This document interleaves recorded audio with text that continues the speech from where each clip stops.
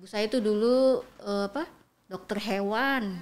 Kita paling bisa melihat perjuangan ibu dari hari ke hari kan. Seorang ibu yang punya usaha warung misalnya, lalu dia menjalankannya dengan kemampuan dia memutar otak bagaimana warung itu tetap bisa berjualan. Itu agenda pocket itu senjata saya dari dulu. Ini sakral banget ya, tolong dijagain. Jangan sampai hilang. Jadi enaknya di grup UT itu ya, kalau saya selalu bilang, kita tuh melakukan kesalahan, diizinkan. Sangat diperbolehkan malah ya. Daripada nggak melakukan apa-apa. Hai great people, welcome back in Great Podcast, Touching Your Mind. Touching Your Mind. Bersama gue Kipep atau Rizky Febrianto ya. Kali ini tuh kita kedatangan tamu ya dari salah satu sosok wanita yang cukup menginspirasi di kalangan AHMC. Jadi beliau ini bertugas di EHS SRGA Division Head, merangkap sebagai Corporate Secretary dari UT, yaitu siapa lagi kalau bukan Ibu Sarah Kalubis. Selamat datang Bu. Terima kasih Kipep. Selamat datang ke studio Great Podcast BP. Senang bisa di sini. Senang Bu ya. Mudah-mudahan ini bukan awal dan terakhir Bu. Dari awal yang akan kedepannya Ibu bisa datang ke sini lagi Bu buat sharing-sharing hal-hal menarik lainnya nih. Di bulan April ini di BP ini sendiri kita lagi ada bulan budaya namanya Wonder Woman Bu. Jadi kenapa di bulan April ini kita temanya itu Wonder Woman, karena kita tahu di bulan April ini adalah bulan kelahiran dari salah satu sosok wanita yang cukup menginspirasi Bu ya. Yaitu kita sama-sama tahu adalah Ibu R.A. Kartini, yaitu di kelahirannya di tanggal 21 April. Oleh karenanya kita bulan ini kita mau coba mengupas nih Bu. Kita mau coba sharing-sharing bersama Ibu Sarah.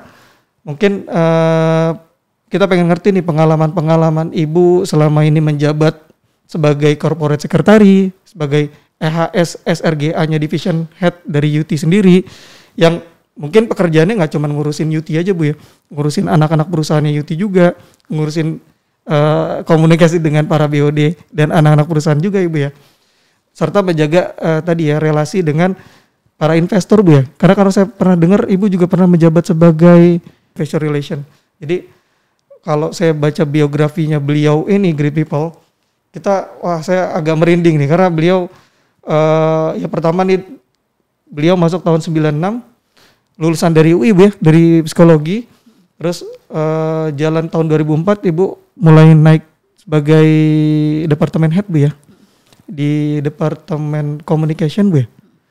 Lalu lanjut sampai 2008 Ibu ya, atau kamu lebih hafal kayaknya daripada saya. Sampai sekarang menjabat sebagai Corporate Secretary Bu ya.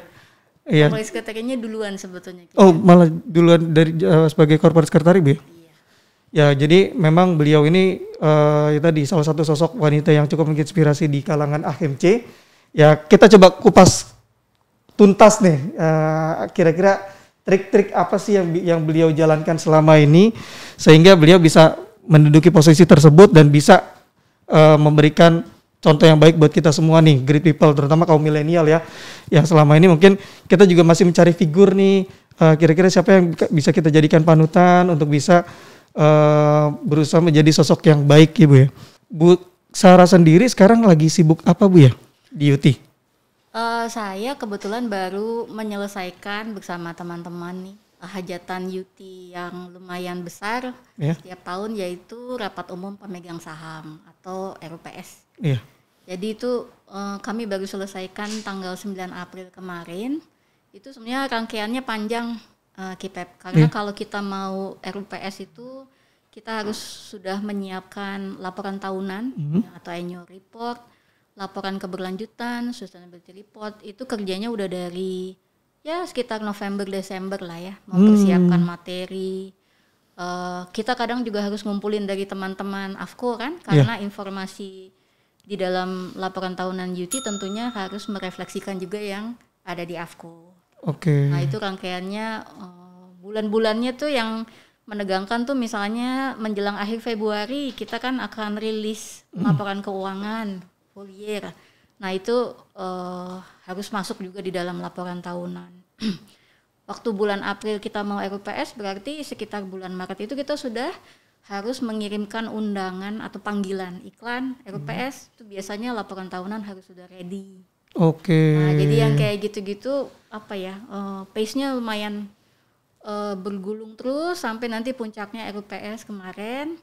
Nah agak landai sekarang, tapi kita tahulah kalau di perusahaan ini kan bulan April itu berarti kita sudah sudah tutup buku untuk triwulan 1. Oke. Jadi kita harus bersiap-siap juga untuk rilis laporan keuangan triwulan 1 akhir April. Jadi semua itu serba maraton Bu ya? Jadi mulai dari prepare tadi undangan, terus prepare laporan, terus prepare tadi ke relasi ke wartawan dan lain-lain, ke media Bu ya? Banyak. Jadi benar-benar semua di-prepare dengan baik. Dan itu gimana Ibu? Kan Ibu kan kalau kita juga tahu ini Ibu sekarang rangkap jabatan Bu ya? Betul. Itu ngebagi waktunya seperti apa Bu? Kalau saya belum kebayang nih Bu, karena sama-sama menduduki posisi penting. Yang satu sebagai tadi corporate secretary, yang satu sebagai division head juga Bu ya di divisi Ibu. Itu bagi waktunya gimana Bu? Karena kan timnya pasti beda nih. Ya. Ada 2 tim yang berbeda di mana dikomandoi oleh Busara sendiri. Iya sih, saya sangat terbantu sih dengan tim yang kompeten banget ya.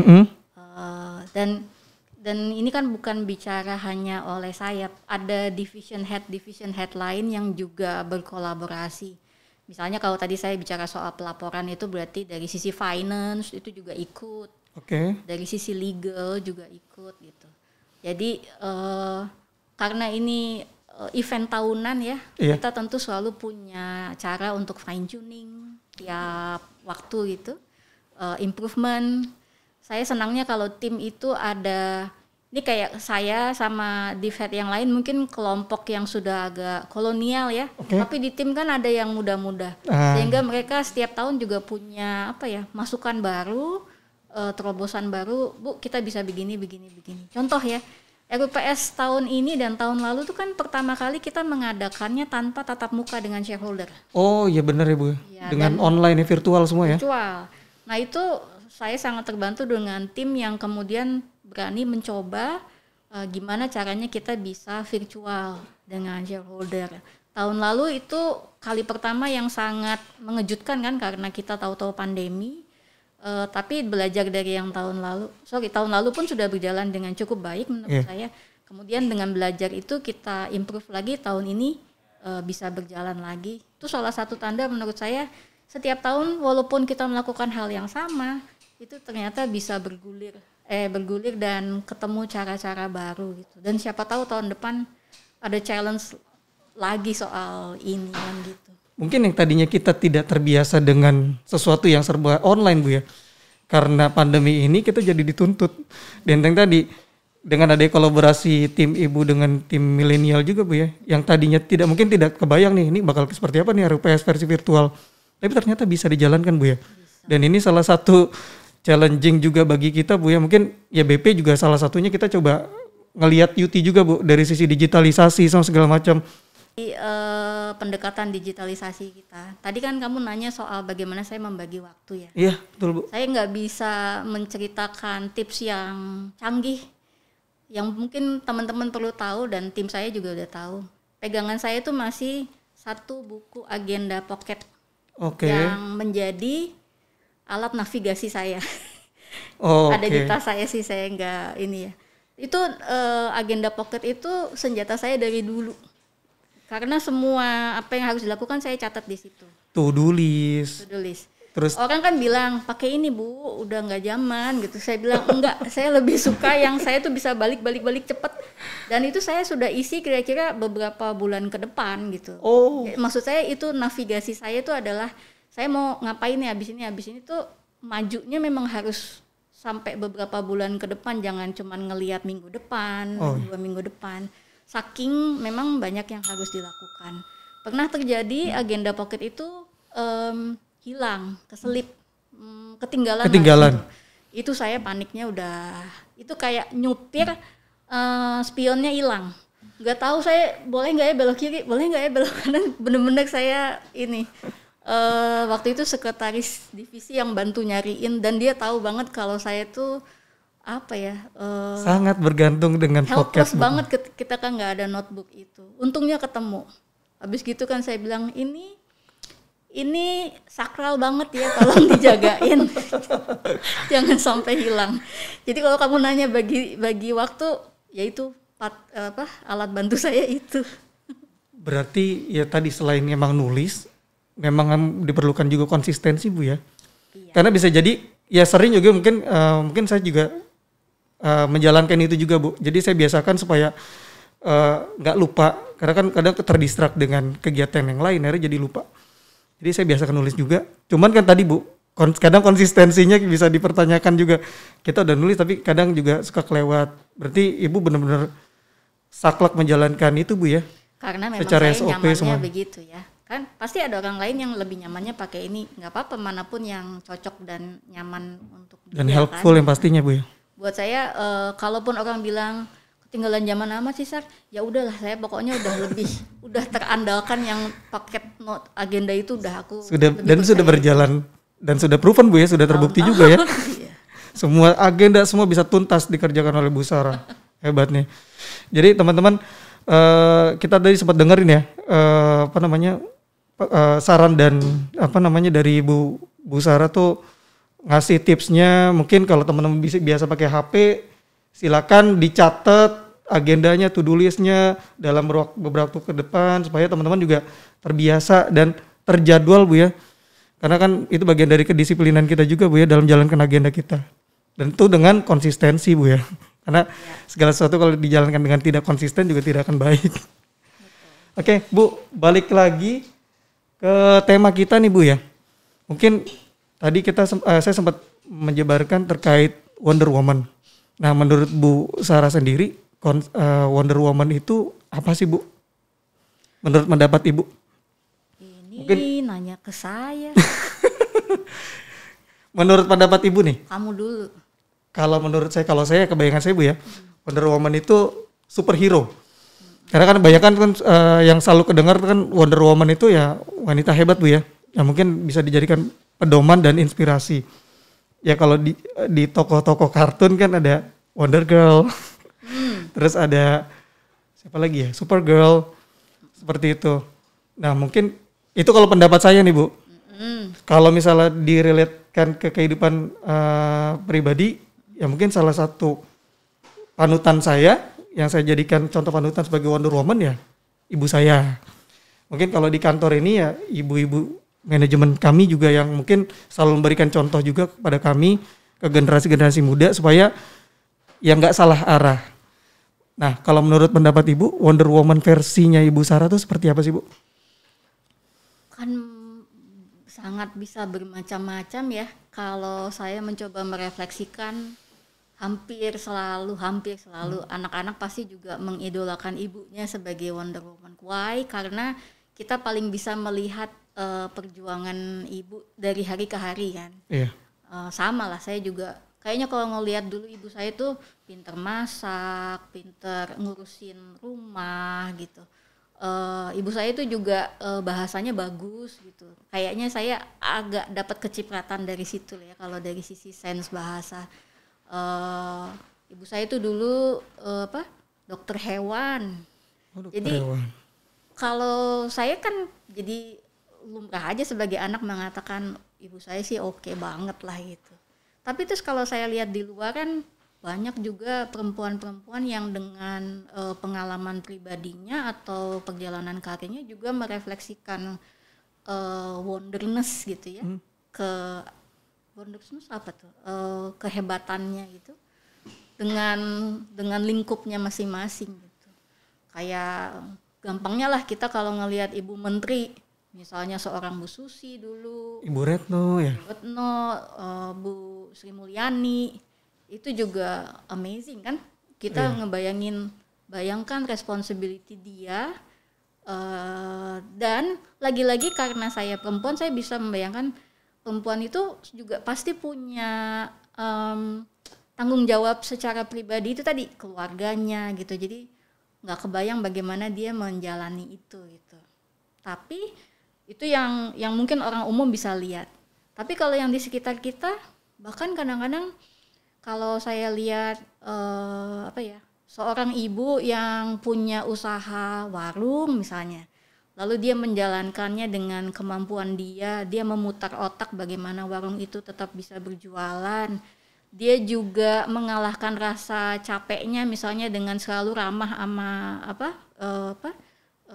pelanggan. Misalnya nih warung nasi atau apa ya. Kan seneng ya kita pasti suka punya tuh langganan warung ibu-ibu yang ini tuh oke banget gitu. Mau sejam berapapun kita datang dia ngelayanin. Itu juga menurut saya suatu personifikasi Wonder Woman ya. Jadi kayaknya setiap orang yang bisa mengalahkan tantangan pribadinya dan kemudian menjadi lebih baik, apalagi kemudian membawa kebaikan buat orang lain, itu wonderness-nya luar biasa menurut saya sih.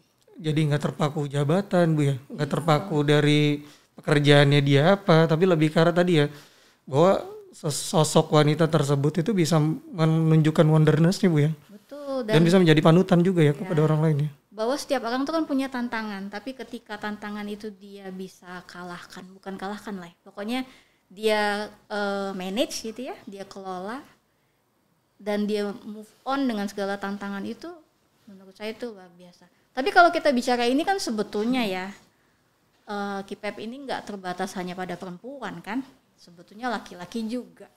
Iya. Saya tidak mau mengatakan laki-laki itu hidupnya lebih gampang, perempuan lebih susah. Kita masing-masing punya kesulitannya masing-masing. Tapi karena konteks kita lagi membicarakan perempuan, perempuan, ya itu tadi yang saya coba gambarkan. Iya, saya sangat sepakat sih Bu ya. Cuman memang laki-laki dan perempuan tuh punya peran masing-masing Bu ya. Betul. Dan memang punya keahlian dan kemampuannya masing-masing juga dalam mengatasi segala sesuatu. Kalau tadi Bu, Ibu sempat ngasih contoh analogi kan sebagai seorang ibu Bu ya. Ibu sebagai Wonder Woman, terus bagaimana menganalogikan atau memberikan contoh minimal kepada tim, itu seperti apa Bu? Nah, mungkin kalau saya ngasih contohnya kepada tim saya ya. Jadi kalau tim saya, memang ya KIPEP dengan berjalannya waktu, saya selalu memandang tim itu adalah samalah titipan Tuhan juga lah ke saya gitu ya. Apa yang saya bisa lakukan buat mereka gitu. Jadi saya tuh selalu mencoba mencari jangan membuat hidup mereka lebih susah dari seharusnya lah gitu. Maksud saya gini, namanya kita pernah menjalani karir dari bawah. Kita pernah tahu lah gimana jadi anak buah gitu kan. Jadi kalau suatu saat kita berada pada posisi sudah lebih menjadi atasan, yang diingat tuh jangan posisi kita yang dari atasan. Jadi mungkin kita perlu merefleksikan waktu itu challenge yang dihadapi mereka apa sih? Bagaimana cara kita untuk membuat mereka lebih bisa smooth.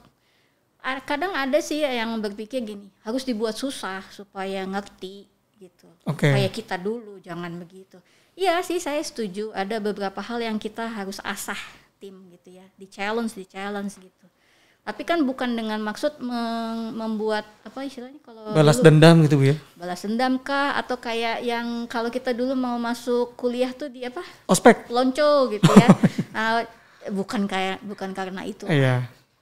Ada medianya sendiri untuk mempelonco itu, kayak kalau di UT itu kan ada semi kayak Bintalsik gitu kan kita BMC gitu, ya, supaya ada keakraban kan antar kelompok atau antar angkatan gitu. Tapi lepas dari itu balik lagi ke urusan pekerjaan, rasanya tugas atasan saya misalnya adalah memastikan ya mereka bisa mengerjakan tugasnya dengan baik dan enak. Bahwa seringkali ada ketidakpastian, mereka pasti nyari ke atasan kan.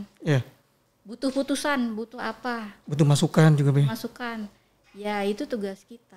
Dan kita harus meyakinkan mereka akuntabilitasnya tetap ada di atasan.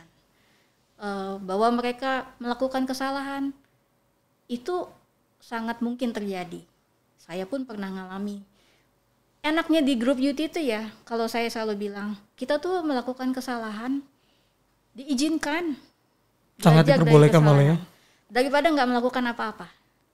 Iya kan, jadi ya udah, jadi itu yang kita harus encourage mereka. Yang perempuan juga, nah ini balik lagi karena topiknya perempuan ya. Yang perempuan tuh kan sedikit orangnya di numbersnya ya, di UT jumlah karyawan perempuan. Tapi kalau saya lihat yang perempuan ini once udah bergabung di dalam grup kita, itu mereka daya juangnya sama seperti yang laki-laki. Saya lebih sering ketemu yang begitu, sehingga nggak terasa bahwa ini hanya karena dia perempuan gitu dia menjadi beda sama yang lain. Justru perlakuannya sama ya Bu, dan kesempatannya selalu sama ya Bu. Oh iya betul. Ini topik menarik nih. Jadi kalau boleh saya cerita ya, di dalam dunia governance atau tata kelola global itu sekarang tuh banyak disorot oleh dunia barat sih biasanya. Seberapa besar sih kita memberi kesempatan diversity gender di pekerjaan. Lalu memang sering saya dapat pertanyaan karena ini urusan tata kelola ya, dari investor tuh mereka punya survei gitu. Jadi yang mereka tanya di jajaran senior manajemen seberapa diverse gitu kan. Memang actualnya memang kita masih minoritas kalau yang perempuan di senior manajemen. Tapi saya jelaskan bahwa itu bukan karena pilih-pilih, tapi ya satu nature bisnisnya kadang ada yang membuat kita misalnya harus berotasi banyak gitu, sehingga itu membuat tentu secara alamiah terfilter. Tapi kalau udah berdasarkan merit, competence, maka sebetulnya masuk perempuan itu kesempatannya sama. Ya Bu. Jadi memang kita di diversity itu Bu ya. Jadi diversity kita ngelihat kesempatan yang diberikan terutama di dunia barat. Memang kita sering lihatnya memang di barat Bu yang selalu menonjolkan ya tadi bahwa semua itu punya kesempatan yang sama dan dengan perlakuan yang sama seperti itu. Mungkin gini Bu, balik lagi ke konsep kita di Wonder Woman tadi Bu ya. Kalau seberapa besar sih peran dari seorang Ibu Sarah melibatkan timnya yang tadi mungkin bagian dari diversity tadi Bu, supaya teman-teman yang notabene mungkin ya kita tahu banyak yang sering ngerasa juga karena gue cewek mungkin yaudah nanti mungkin kesempatan gue diberikan setelah yang cowok dulu maju nih, seperti itu. Nah gimana sih Bu untuk membangkitkan peran tersebut di tim Ibu ya khususnya? Wah susah nih, kebetulan karena tim saya yang ceweknya juga cukup, saya nggak bilang banyak tapi perannya memang cukup merata. Maksud saya dari sisi let's say section, dev head juga gitu ya, team leader gitu, merata cewek dan cowok. Tapi kalau ini saya mau mengatakan gini, mereka sudah tahu bagaimana menyesuaikan pacing mereka dengan tuntutan dari divisi. Saya bicara nih divisi yang ESR, yang EHS, SR, GA ya. Sehingga mereka tuh berkeluarga, punya anak, tapi jarang sekali saya mendengar bahwa mereka punya hambatan karena itu. Jadi mereka tuh ya misalnya nih, kita harus lembur sampai menjelang pagi, ya lembur. Kita harus datang subuh-subuh karena ada suatu event dan gitu, ya datang subuh. Saya nggak melihat mereka itu. Jadi nggak terlalu terasa kalau di saya ya. Walaupun saya selalu ingat dan bertanya. Jadi misalnya kamu ada masalah nggak? Misalnya keluar kota, harus meninjau proyek gitu. Ada masalah nggak? Saya tahu betul kalau mereka akan selalu mengatakan bisa. Kalau mereka mengatakan sedang tidak bisa itu berarti benar-benar memang nggak bisa. Gitu. Jadi saya sudah percaya penuh bahwa tim saya itu mau yang laki mau yang perempuan tuh all out. Kalau untuk pekerjaan. Urusan pekerjaan. Iya. Dan senangnya lagi di luar pekerjaan mereka tetap orang-orangnya itu juga easy going, Bu. Easy going gitu. Karena beda, mungkin di situ saya merasakan bedanya. Mungkin karena saya udah senior ya, sayanya mungkin udah capek gitu ya. Tapi kalau mereka tuh ya selalu punya energi juga lah untuk yang seneng-seneng gitu. Jadi ya saya sangat bersyukur. Jadi ke bawah, Bu ya. Ya. Jadi ke bawah enjoy juga. Iya. Saya ini sepintas nih kalau ngeliat Ibu emang tadi makanya saya sebut Bu Retno, Bu ya. Ibu tuh mirip sama Bu Retno Marsudi. Sama Ibu Menteri ini ya, ke luar negeri, Bu ya. Jadi dengan potongan rambutnya terus pakai kacamatanya juga sama. Banyak yang sering bilang kayak gitu nggak sih, Bu? Iya. Ketika misalnya pas lagi press conference ketemu media. Enggak sih, kalau press conference enggak ngomong gitu. Pernah, saya tahu memang pernah ada satu periode Bu Retno potongan rambutnya kayak saya. Tapi sekarang Bu Retno tuh kurus, sementara saya gemuk. Jadi saya udah nggak sama lagi sama Bu Menteri. Saya aja pernah kok Kipep, jadi buka koran, itu dulu sekali ya, buka koran, pas ada foto Bu Retno itu di Bursa Efek. Iya. Terus saya gini, emang saya tuh baru ada acara di Bursa Efek. Saya gini, kapan ya foto saya ini ya? Kok saya nggak inget? Loh. Asli sok tahu banget saya mengira itu foto saya. Terus bukan ini mah. Kok ya pas gitu, karena emang saya baru ada acara di Bursa Efek. Itu nggak ngeliat headline-nya langsung mikir, enggak, ini saya kapan? cuma lihat mukanya terus. Kapan saya di situ ya? Foto ya di sini. Nah, ya itu saya baru nggak. Tapi sekarang kayaknya udah enggak banget. Bu Retno tuh kalau saya lihat mukanya udah tirus gitu. Iya makanya. Sukses. Makanya tadi saya sempat bilang ke Ibu, saya sempat tadi sebut nama Bu Retno karena tadi ya emang mirip sih Bu, bener ya. Jadi sekilas mirip. Saya khawatir saya mungkin pas Ibu lagi di luar sempat ada yang ngomong, kok Ibu nggak pakai pengawalan nih? Kemudian saya padahal emang bukan Bu Retno. Saya pernah tanya dengan waktu itu kita pernah punya urusan dengan Kementerian Luar Negeri. Waktu itu tapi yang pergi menemui Bu Retno tuh Pak Edi Sarwono. Oke. Saya sampai bilang, Pak titip salam sama kembaran saya, so tahu banget deh saya. Udah gitu, tapi saya sampai cek kayak apa sih Pak Bu Retno. Jawaban Pak Edi gini, Ibu Retno itu lebih tinggi dari kamu, Sar. Oh oke, saya kirain sama pendeknya sama saya. Langsung to the point ya Pak. Segitunya saya waktu itu juga cukup seneng sih gitu. Kadang-kadang suka saya iniin, tapi ya dulu. Sekarang udah enggak. Masih kok Bu, saya ngeliatnya masih kok Bu. Oh sekarang Bu Retno pakai poni. Oh iya, berarti Bu tinggal dirubah dikit Bu ya. Oh iya Bu, balik lagi tadi ke masalah pengawalan. Ibu kan juga merangkap juga, bukan merangkap ya, memang di departemen ini ada di bawah divisi Bu ya. Ibu kan juga sebagai komandannya security Bu ya. Nah itu Bu gimana tuh Bu? Dengan ya Ibu kan perempuan ya, security kan tegap-tegap semua Bu, terus ya galak-galak juga dan memang harus memperlihatkan itu kan supaya ya keamanan kita juga terjaga, terus teman-teman security juga tetap disiplin. Itu gimana Ibu cara? Saya tuh membawahi security ya karena istilahnya ketiban sampur ya, karena kan security ya bagian dari tadi saya punya divisi ya. Saya waktu itu juga sempat gini, aduh teman-teman security nih ya mungkin dalam hati, kenapa atasan saya ibu-ibu kecil begini. Jadi saya juga sebetulnya agak, aduh mudah-mudahan mereka tidak terlalu dikecewakan. Tapi intinya karena saya head dari divisi dan salah satu departemennya security, ya tentu saya juga responsible atas itu. Tapi yang penting kalau di security itu ini ya Kipep, rantai komando ya. Nah jadi, itu Bu. Ya tunggu dulu. Rantai komando nih itu lu komando. Gini, saya nggak akan berpura-pura bahwa saya bisa menggantikan seorang komandan yang sesungguhnya gitu kan. Maksudnya komandan yang benar-benar lapangan. Jadi saya tahulah menempatkan diri.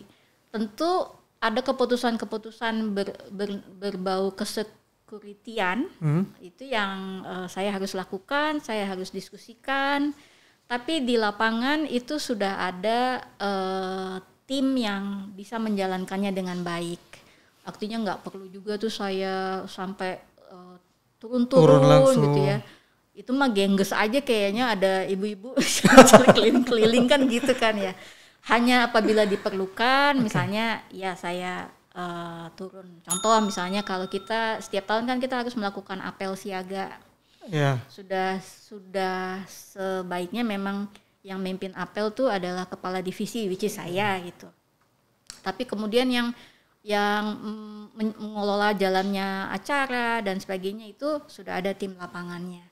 Jadi sekali lagi itu tadi tugas saya memastikan mereka bisa menjalankan tugasnya dengan baik apa enggak. Saya dari dulu itu selalu gini, kalau boleh saya cerita ya, orang tuh kan selalu punya stigma tertentu mengenai security. Tadi kamu bilang galak, apalah gitu. Saya selalu mengatakan security itu memang punya tugas yang saklek.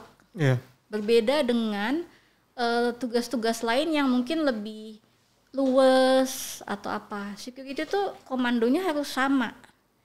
Dan kita nggak bisa mengharapkan mereka melakukan pengecualian-pengecualian. Iya, karena ada protapnya semua Bu ya. Protap. Kalau enggak berantakan kan semuanya. Nah itu sehingga kalau ada orang kadang bilang, Bu itu security-nya kurang ini. Saya bilang saya tangkap dulu. Tapi saya nggak bisa mengatakan dia salah. Karena biasanya security itu menjalankan tugasnya yang berdasarkan instruksi. Instruksi itu satu, jangan setiap hari berubah-ubah. Nah itu yang saya bilang beda dengan misalnya nuansa orang yang punya human relations atau customer service yang ini. Walaupun sisi security juga ada melayaninya juga service ya, tapi dalam porsi tertentu. Begitu ada yang agak deviasi dari yang rutin, dia pasti akan kembali pada instruksi awal gitu. Saya kasih contoh tuh adalah sehari-hari tuh memang karena security garda depan ya. Ada yang kasih komentar gitu, Bu saya masuk nggak dikenal. Saya tuh gini, ya gimana ya, satu orangnya banyak. Iya orangnya banyak. Security itu juga itu kan berotasi. Iya, ada shift-shiftnya Bu ya. Ada shift, ada kalanya security A sakit, maka dia akan digantikan sementara oleh yang lain.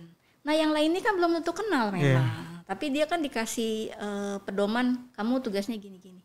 Jadi kadang saya tuh suka ya harus mengerti lah gitu bahwa security itu seperti apa. Nah itu yang kalau saya nggak tahu kenapa, mungkin karena saya orangnya juga agak saklek dan ini ya, saya ngerti banget security gitu. Jadi kalau orang agak mengkritik gitu, malah saya yang agak protektif gitu. Tunggu dulu kamu batasan ininya apa soal kritik ini. Kalaupun memang ada yang harus diimprove, saya akan lakukan secara terstruktur. Jadi bukan karena si security A, si B, si C gitu, enggak. Tapi ya secara regu misalnya atau apa itu. Kenapa tadi kita jadi cerita security ya? Karena tadi Bu, Ibu kan sebagai seorang perempuan. Terus tadi bahwa tim Ibu itu yang enggak hanya tadi tim yang memang formal Bu ya, tadi yang yang benar-benar Ibu harus bisa mengakomodir kebutuhan di tim Ibu kan, makanya tadi nyambungnya ke situ Bu. Iya. Terus balik lagi gini Bu, saya tadi belum nanya nih kan Ibu bilang sosok yang Ibu jadikan panutan sebagai Wonder Woman itu kan adalah seorang ibu ya. Di luar itu Bu, ada nggak mungkin yang mungkin jadi panutan Ibu nih sampai sekarang yang mungkin bisa jadi itu berperan sangat banyak terhadap perkembangan kepribadian Ibu juga? Bahkan sampai ke karir Ibu sekarang. Sosok wanita yang bisa menginspirasi Ibu. Gak ada satu sih, beberapa. Banyak ya Bu ya? Iya. Mungkin bisa diberikan salah satu contohnya Bu? Kalau saya ini orangnya sangat mudah terpesona. Mudah terpesona pada orang yang pintar, smart. Jadi dan itu saya susah menjelaskannya bagaimana. Karena smart itu bukan berarti orang yang super jenius yang nilainya berapa atau apa, tapi lebih kayak dia mampu menyampaikan apa yang dia ketahui dan itu orang lain nggak tahu, tapi dia bisa menyampaikannya, membuat orang juga menambah wawasan lah gitu ya, gampangnya gitu. Jadi kalau tadi kamu tanya siapa yang, karena kamu Who is he? Mau menyampaikannya itu kan dalam konteks saya singkirkan dulu yang secara pribadi, misalnya ibu saya sendiri ya, karena itu naluriah pasti ya Bu ya. Dan nurture di rumah tentu akan membentuk kepribadian kita juga gitu. Tapi kemudian untuk kelanjutannya siapa gitu kan yang di luar rumah. Mungkin salah satunya itu adalah dosen saya. Saya punya dosen satu namanya Mbak Kristi. Panggilannya Iput. Nah, itu orangnya smart. Dia dosen dan kemudian dia sempat mengajak saya kerja bareng di pasca sarjana UI namanya Women Studies. Oke. Women Studies. Jadi dia itu mempelajari mengenai kajian perempuan. Jadi kalau di pasca sarjana itu ada kajian bahasa Inggris, ada kajian. Jadi S2 pasca sarjana tapi untuk bidang studi tertentu. Nah, ini bidang studi perempuan. Masih bagian dari psikologi juga Bu ya? Kebetulan Mbak Kristi ini emang dosen dari psikologi, tapi kajian perempuan, kajian wanita itu sebetulnya masuk kalau di pasca sarjana UI bidang sosial. Oke. Humaniora gitu. Nah, itu saya belajar banyak dari situ. Dari Mbak Iput tadi ya? Dari Mbak Iput. Kalau boleh saya juga, dan dia pintar, maksudnya dia kalau baca tuh cepet, terus dia bisa menceritakan apa yang dia baca dengan cepet, sehingga saya agak terbantu gitu ya. Masalah-masalah mengenai gender issues dan sebagainya itu dari dia. Dan itu yang kemudian agak membuka mata saya bahwa gender issues, sebagai contoh salah satunya yang dibahas, itu nggak melulu soal orang kan suka gampangnya mengatakan kesetaraan perempuan atau apa, itu sangat kompleks ininya, kompleks isunya gitu. Tapi buat apa ilmu itu kemudian ketika saya masuk UT apakah itu kepake? Ya belum tentu juga. Itu artinya menjadi konsep saya aja. Dalam pengembangan diri ya Bu? Ya. Kalau saya boleh bilang, orang tuh bilang, pernah nggak kamu dengar nih, sekarang nih sudah saatnya orang punya gender sensitivity atau manajemen itu perlu training gender sensitivity. Iya. Itu kadang-kadang menurut saya istilah yang terlalu mudah dipakai, padahal sebetulnya sangat dalam gitu. Jadi meaningnya sangat dalam sangat ya. dalam dan konsepnya juga sangat kalau kita benar-benar mau mengikuti itu banyak sekali pola manajemen kita yang harus dirombak. Ketika tadi ngomongnya kalau kita mau benar-benar seperti gender sensitivity itu ya. Kenapa saya lagi ngomongin ini? Karena saya kemudian menyadari ya sudahlah itu mungkin masih di generasi kapan lagi. Iya. Karena apakah kita sudah sampai ke sana? Belum. Gitu. Tapi apakah ini jelek? Enggak juga. Yang sekarang kita lagi jalan ini aja sudah bagus gitu. Ini contoh kenapa saya tadi nyebut Mbak Iput. Buat saya Mbak Iput itu membuka mata bahwa di luar sana tuh sebetulnya masih banyak isu yang berkembang secara sosial ya. Okay. Ilmu sosial tuh berkembang. Tapi ilmu manajemen lain lagi. Jadi kadang nggak bisa ideal. Gitu. Itu sih. Kamu tadi suruh saya pilih satu orang sih, makanya saya ingatnya Mbak Iput. Saya pikir ada sosok siapa Bu yang misalnya kayak Najwa Shihab kah atau siapa. Tapi ternyata kalau dilihat dari Mbak Iput tadi ya, saya dengar cerita dari Ibu, ternyata Mbak Iput juga cukup menginspirasi Ibu dari sisi hobi juga ya. Saya dengar Ibu juga sehobi baca ya. Karena tadi Mbak Iput kan suka hobi baca. Ya, tapi saya udah hobi baca sebelum kenal Mbak Iput. Wah, buku yang sering Ibu baca tuh apa Bu? Oh, buku cerita dong. Cerita fiksi atau atau misalnya kayak biografi atau apa? Enggak, fiksi itu udah dari dulu. Dari dulu. Kalau sekarang mungkin kadang-kadang saya baca buku yang lebih terkait dengan sejarah. Emang saya, mungkin kalau kamu mau tanya saya senangnya apa, sejarah. Oh, sejarah Bu. Jadi history apa gitu. Nah itu ya paling saya suka masih. Karena biar bagaimanapun history itu kayak cerita juga buat saya. Iya. Itu jadi kayak puzzle yang tersusun jadi satu. Jadi kita baru tahunya sekarang Bu ya. Iya. Saya senang juga Bu bukan baca sih. Saya lebih senangnya nonton sih kalau tentang sejarah. Karena ya itu kan bagian dari peristiwa masa lalu yang mungkin kita nggak tahu ya jadi wawasan buat kita juga di masa sekarang betul, ini kan. Betul. Jadi kenapa sih sekarang nih bisa muncul isu seperti ini? Bisa jadi kan di masa lalu sempat ada kejadian-kejadian seperti apa gitu. Persis. Saya begitu sukanya sejarah, bahkan untuk karena saya juga suka baca bahasa Inggris ya. Jadi ada kata-kata bahasa Inggris tuh pasti ada asal muasalnya. Kenapa begini? Nah itu saya bacain juga. Kurang kerjaan emang saya sih. Waduh, kalau ngomong bahasa Inggris nih saya jadi minder nih Bu. Indebray saya ini masih belum sebaik Bu Sarah mungkin. Oke Bu, balik lagi ke hobi Ibu. Selain hobi baca, Ibu juga saya dengar hobi traveling, Bu. Iya. Sudah pernah pergi kemana saja nih, Bu? Saya pasti pergi ke tempat yang punya nilai sejarah. Berarti nyambung sama tadi ya, buku sejarah tadi ya? Betul. Itu bagian dari pembuktian, bener gak sih nih buku yang diceritain atau cerita itu bener gak sih di tempat ini tuh ada kejadian gitu mungkin, Bu? Kurang lebihnya begitu, ya. Iya, saya juga. Ya, bener. Itu jadi sambil menyelam minum air Bu ya. Jadi kita juga bisa sambil happy vacation, tapi kita juga sambil bisa mempelajari sejarahnya ya.